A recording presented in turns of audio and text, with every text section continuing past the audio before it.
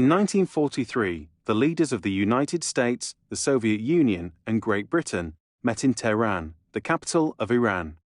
The conflict with Germany was beginning to turn in their favor, and Franklin Roosevelt, Joseph Stalin, and Winston Churchill discussed what to do with Germany once the country was defeated. The Soviets suffered terrible losses following Germany's invasion in 1941. Much of the western half of the USSR lay in ruins. As a result, Stalin demanded that the Soviets be compensated and that post-war Germany be kept weak. This was agreed by the attending leaders. The Big Three also agreed that a new international organization should be set up after the war to replace the League of Nations. By February 1945, it became apparent that Hitler was on the verge of defeat. Britain and America closed in from the west, and the Soviet Union advanced from the east. As a result, a meeting at Yalta in the Ukraine was undertaken by Roosevelt, Stalin, and Churchill to decide upon the fate of Europe after the demise of Nazi Germany. Though they were divided by political and ideological differences, they did agree on several important matters. It was decided that Germany would be temporarily divided into 4 sectors, each governed by a victorious country: Britain, America, the Soviet Union, and France. The Germans would have to pay for their driving role in the war by paying reparations.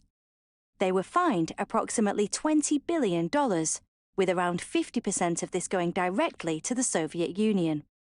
It was agreed that all countries liberated from Nazi rule could hold free election to democratically choose the governments they wanted. Countries were invited to join the new United Nations in an attempt to prevent future conflict. Stalin was concerned for the future of the Soviet Union due to the huge losses incurred during war. He decided that Eastern Europe should be a Soviet sphere of influence. Churchill and Roosevelt agreed to this, but privately held reservations. Stalin claimed land in Poland in return for supporting the democratic election process. This was a stumbling block, as the British and American leaders were reluctant to allow the Soviets to move their influence westward. However, compromises were reached, such as the Soviet Union agreeing to help fight against Japan in the Pacific.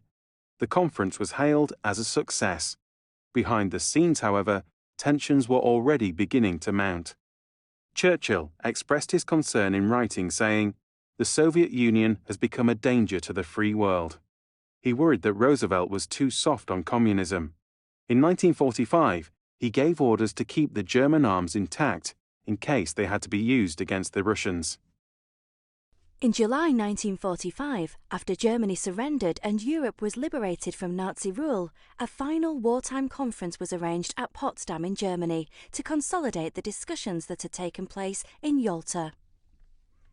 At this point, Roosevelt had died, and Harry Truman had succeeded him as President of the United States.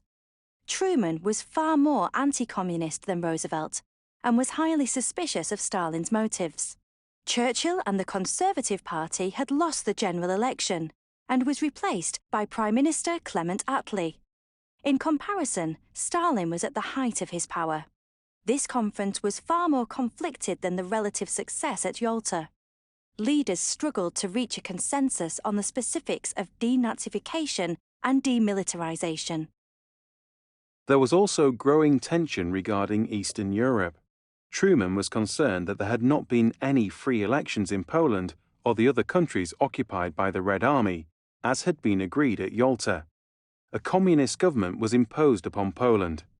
In public, Stalin defended this decision, arguing that the occupied countries provided a buffer zone against future threats. Truman, however, was not convinced.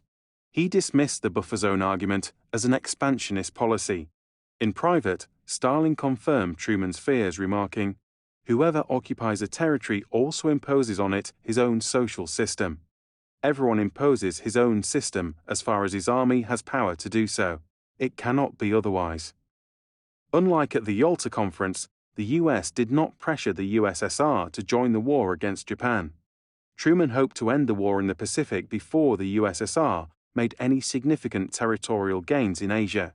To do so, he covertly tested a nuclear device known as the atomic bomb. Its later devastation in Hiroshima and Nagasaki would see the surrender of the Japanese.